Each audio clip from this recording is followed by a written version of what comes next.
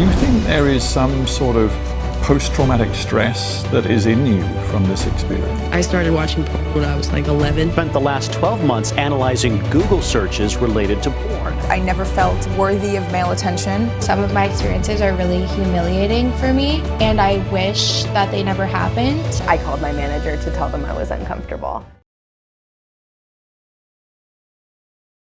तो ये कहानी है एक अडल्ट एक्ट्रेस की जिसने 19 साल की उम्र में सबसे पहली बार की दुनिया में कदम रखा। ना पैसा था ना सपोर्ट, बस एक सपना था कि मुझे कैसे भी करके फेमस होना है। और फेमस होने के लिए उसने जो डायरेक्शन चूज करा उससे वो फेमस हो तो गई, लेकिन उसके बाद उसकी पूरी लाइफ स्पॉइल हो गई। जी हाँ, तो शुरुआत होती है एक एमेच्योर वीडियो से। एक एजेंट मिला, उसने प्रॉमिस करा कि बस 2 से 3 वीडियो शूट कर लो, अच्छा खासा पैसा मिलेगा और तुम्हारी लाइफ सेट हो जाएगी। तो पैसे की लालच में आके वो 19 साल की लड़की ने अपना सबसे पहला वीडियो शूट करा। अब इसको किस्मत बोलें या फिर बदकिस्मत, उसका पहला का पहला वीडियो वायरल हो गया। और जैसे ही उसका पहला वीडियो वायरल गया, उसके बाद और बड़े बड़े प्रोडक्शन हाउसेज, मैगजीन्स और वेबसाइट से उसको ऑफर आने लग गए, बड़े बड़े कॉन्ट्रैक्ट्स मिलने लगे। और देखते ही देखते 3 साल के अंदर वो दुनिया की मोस्ट सर्च्ड स्टार बन गई।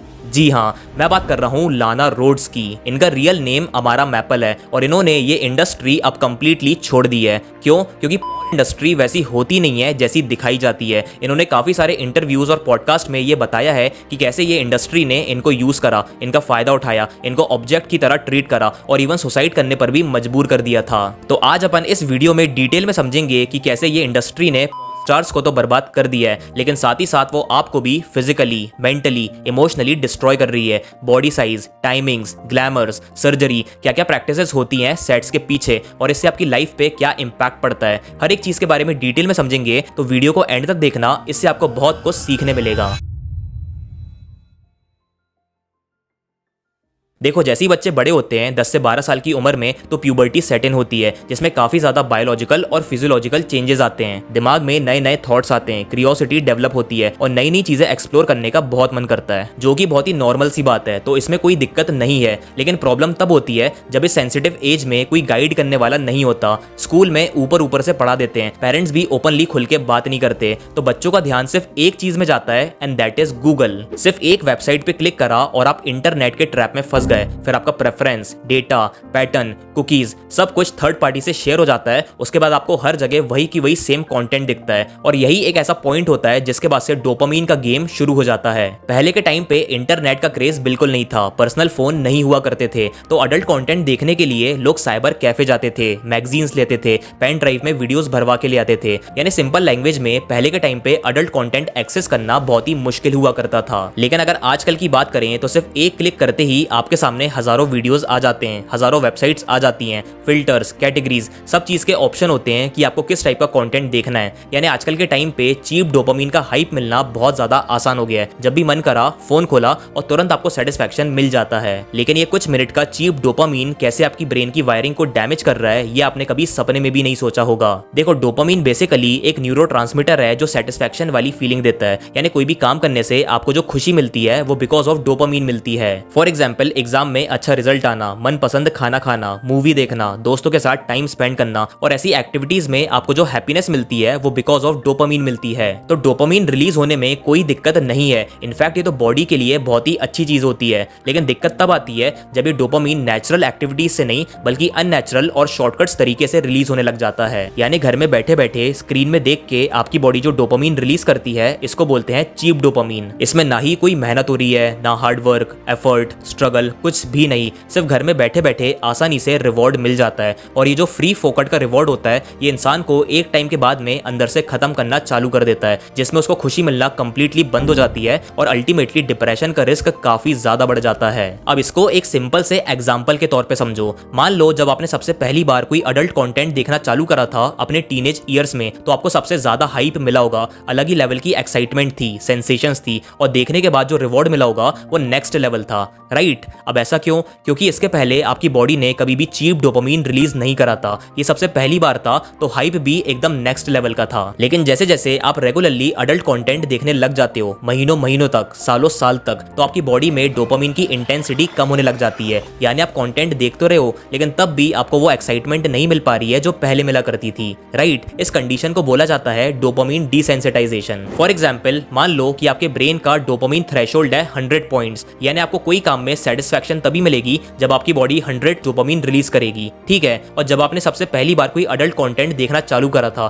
तो आपकी बॉडी 100 प्लस डोपामिन रिलीज कर रही थी, जिसके कारण आपको सबसे ज्यादा हाइप मिलता था, राइट। लेकिन जैसे जैसे आपने रेगुलरली कंटेंट देखना चालू कर दिया तो आपके डोपामिन की इंटेंसिटी कम होने लग गई और अब आपको वो हाइप नहीं मिल पा रहा जो पहले मिलता था। तो अब अगर आपको 100 प्लस डोपामिन लेके जाना है तो क्या आप वही की वही सेम कंटेंट देखोगे? नहीं, आप और एक्सट्रीम कंटेंट देखोगे, नई नई categories, orientation, age group, pattern, हर टाइप का वीडियो देखने का ट्राई करोगे जिससे आपको वही की वही हाइप मिल जाए और इवेंचुअली आपको मिल भी जाएगा, आपका डोपामिन 100 प्लस पहुंच जाएगा। लेकिन फिर क्या होगा, कुछ टाइम बाद, कुछ महीनों बाद आपकी बॉडी उससे भी यूज्ड हो जाएगी और आपका डोपामिन का थ्रेशोल्ड 100 से बढ़ के 150 पहुंच जाएगा। फिर आप और भी ज्यादा एक्सट्रीम वीडियोस देखने का ट्राई करोगे जिससे आपको हाइप मिलेगा, लेकिन कुछ टाइम बाद आपकी बॉडी उससे भी यूज्ड हो जाएगी। फिर क्या होगा, आपके डोपामिन का थ्रेशोल्ड 150 से बढ़ के 200 पहुंच जाएगा, 250 पहुंच जाएगा और ये साइकिल चलती रहेगी एंडलेस लूप में। यानी पोर्नोग्राफी देखने से आपकी बॉडी का डोपामिन थ्रेशोल्ड बढ़ता जा रहा है और आपकी बॉडी उतना डोपामिन रिलीज नहीं कर पा रही है। और यही एक ऐसा पॉइंट होता है जब इंसान अंदर से खोखला होना शुरू हो जाता है। आप हमेशा बोर्ड रहते हो, छोटी छोटी चीजों में खुशी मिलना बंद हो जाती है, जरा जरा सी बात पे गुस्सा आ जाता है, खुद से कनेक्ट नहीं हो पाते हो और सबसे बड़ी बात तो आप खुद से ही डिस्कनेक्ट हो जाते हो। क्यों? क्योंकि आपके ब्रेन में जो रिवॉर्ड सिस्टम होता है वो कंप्लीटली डिस्ट्रॉय हो जाता है और आपको हैप्पीनेस की फीलिंग आना कंप्लीटली बंद हो जाती है। 2014 में कैम्ब्रिज यूनिवर्सिटी में एक स्टडी कंडक्ट हुई जिसमें रिसर्चर्स ने 2 ग्रुप्स को एनालाइज किया।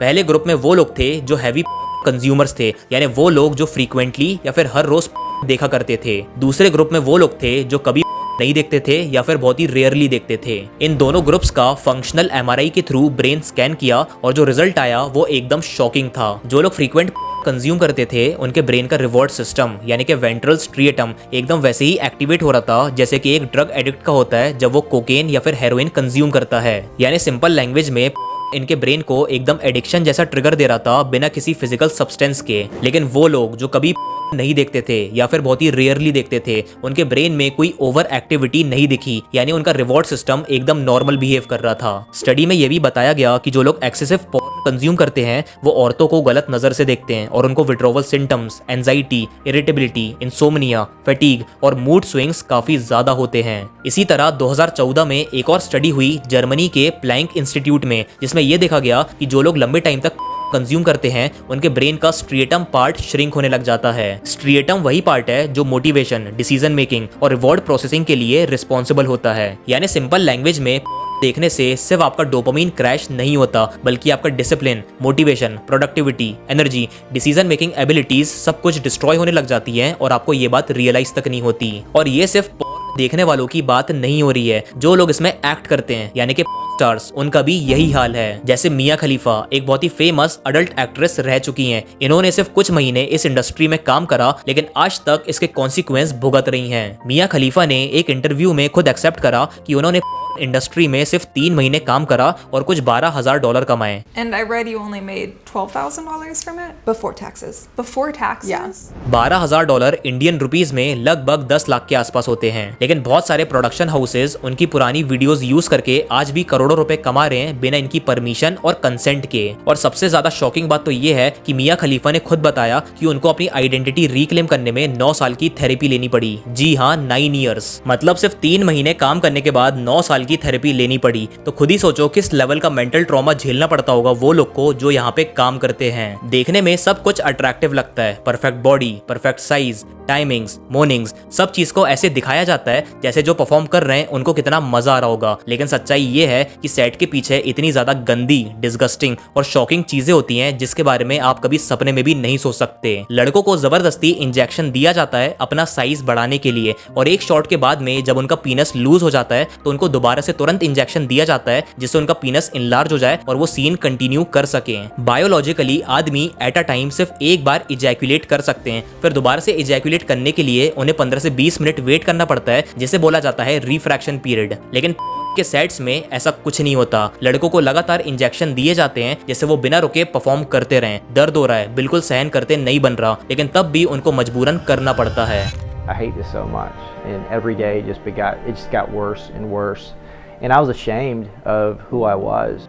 I left porn because I was suicidal. बात करें लड़कियों की तो उन्हें भी हैवी ड्रग्स दिए जाते हैं, और वो वीडियोस जिसमें एक लड़की होती है और मल्टीपल लड़के होते हैं, वो वाले वीडियोस में लड़कियों के प्राइवेट पार्ट को सुन्न करा जाता है, जिससे उनको दर्द का एहसास नहीं होता। और इसी ड्रग ओवरडोज के चक्कर में बहुत सारी लड़कियों की जान भी चली जाती है, जैसी जेन, एम्बर रायन, यूरिजन बेल्ट्रन, सोफिया लियोनी और ऐसी बहुत सारी स्टार्स की सब्सटेंस अब्यूज के कारण डेथ हो चुकी है। तो जितनी भी एक्सट्रीम कैटेगरीज होती हैं, जैसे BDSM, hardcore, gang bang, double और ट्रिपल पेनिट्रेशन, इसमें लड़कियों के प्राइवेट पार्ट को हर 10 से 15 मिनट में सुन्न करा जाता है, जिससे कैमरे के सामने उनके एक्सप्रेशन चेंज ना हो और ऐसा लगे कि वो सीन एंजॉय कर रही हो। और बात यहाँ पर भी खत्म नहीं होती है। जब पूरा सीन शूट हो जाता है तो लड़कियों से एक टेस्टिमोनियल वीडियो रिकॉर्ड करवाया जाता है, जिसमें उन्हें फोर्स करा जाता है बोलने के लिए कि मेरा एक्सपीरियंस अच्छा था, मैं आगे भी काम करना चाहूंगी, और अगर वो ऐसा नहीं बोलेंगी तो इनकी पेमेंट रोक दी जाएगी। और जितने भी लोग यहाँ पे काम करने आते हैं उनका प्राइमरी गोल होता है पैसा कमाना, और अगर पैसा ही नहीं मिलेगा तो फिर क्या काम, तो इनके पास कोई ऑप्शन नहीं होता। वो जो बोलेंगे बोलना पड़ेगा, वो जो करवाएंगे करना पड़ेगा। तो एक बार जस्ट इमेजिन करो, लगातार इंजेक्शन, ड्रग्स और स्टीरॉइड्स इंजेक्ट करे जा रहे हैं बॉडी के अंदर, दर्द हो रहा है, सर चकरा रहा है, अंदर से रोना आ रहा है, लेकिन तब भी कैमरे के सामने स्माइल कर रहे हैं। तो जब व्यूअर्स ये सब चीजें देखते हैं तो उनके दिमाग में सेक्सुअल इंटरकोर्स को लेके एक गलत परसेप्शन सेट हो जाता है। उन्हें ऐसा लगता है कि जैसा फोटोग्राफी में दिखाया जा रहा है रियल लाइफ में भी वैसे ही होता होगा। लड़कों की एक्सपेक्टेशंस बढ़ जाती है in extreme positions, curves, breast size. उन्हें ऐसा लगता है कि जैसी लड़कियां दिखती हैं मेरी पार्टनर भी वैसी दिखनी चाहिए। वहीं लड़कियों को लगने लगता है कि आधे घंटे की टाइमिंग तो मिनिमम है, और अगर इससे जरा भी कम है यानी मेरे पार्टनर में कुछ कमी है। तो टेक्निकली देखें तो चाहे लड़का हो या लड़की, देखने से दोनों के दिमाग में अनरियलिस्टिक एक्सपेक्टेशंस सेट हो जाती हैं, जिसके कारण उनका रिलेशनशिप सफर करता है। ना इंटीमेसी, ना बॉन्ड, ना कनेक्शन, ना सेटिस्फेक्शन, कुछ भी नहीं। सिर्फ एक इमेजिनरी वर्ल्ड में जी रहे होते हैं जो देख देख के दोनों ने अपने दिमाग में क्रिएट कर लिया होता है। इस बात को अभी दिमाग में डाल लो कि जैसा में दिखाया जाता है रियल लाइफ में उसका 10% लिंक भी नहीं होता। जी हाँ, ये सिर्फ एक स्क्रिप्टेड शो है जिसमें कैमरा, एंगल, लाइट्स और एडिटिंग करके सब चीजें एकदम परफेक्ट तरीके से दिखाई जाती हैं। लेकिन सच्चाई तो ये है कि ये एक ऐसी इंडस्ट्री है जो ड्रग अब्यूज, इंजेक्शन, सर्जरीज और साइकोलॉजिकल टॉर्चर पर चलती है। जो लोग परफॉर्म करते हैं उनकी तो लाइफ स्पॉइल होती ही है, लेकिन जो लोग देखते हैं उनकी भी मेंटल, फिजिकल, इमोशनल और स्पिरिचुअल हेल्थ बहुत ज्यादा नेगेटिवली इम्पैक्ट होती है। तो जितनी जल्दी हो सके ये फेक, टॉक्सिक, डिस्गस्टिंग और इल्यूजनरी इंडस्ट्री के ट्रैप से बाहर निकल जाओ, नहीं तो तुम्हारा करियर, हेल्थ, फ्यूचर, रिलेशंस सब कुछ स्पॉइल हो जाएगा और तुम्हें पता भी नहीं चलेगा। लेकिन अब बात आती है कि इसके ट्रैप से बाहर कैसे निकलें, यानी क्विट कैसे करें। तो अगर आप सीरियस हो क्विट करने के लिए तो कमेंट कर दो क्विट। अगर ज्यादा कमेंट्स आएंगे तो मैं इस पे एक सेपरेट वीडियो बना दूंगा जिसमें मैं स्टेप बाय स्टेप गाइड दूंगा कि क्विट कैसे करना है। Alright, so that's all. So guys, ये वाली वीडियो में तो इतना ही था। अगर पसंद आया हो तो लाइक और सब्सक्राइब कर दो। तब तक के लिए टेक केयर, मिलते हैं अगले वीडियो में।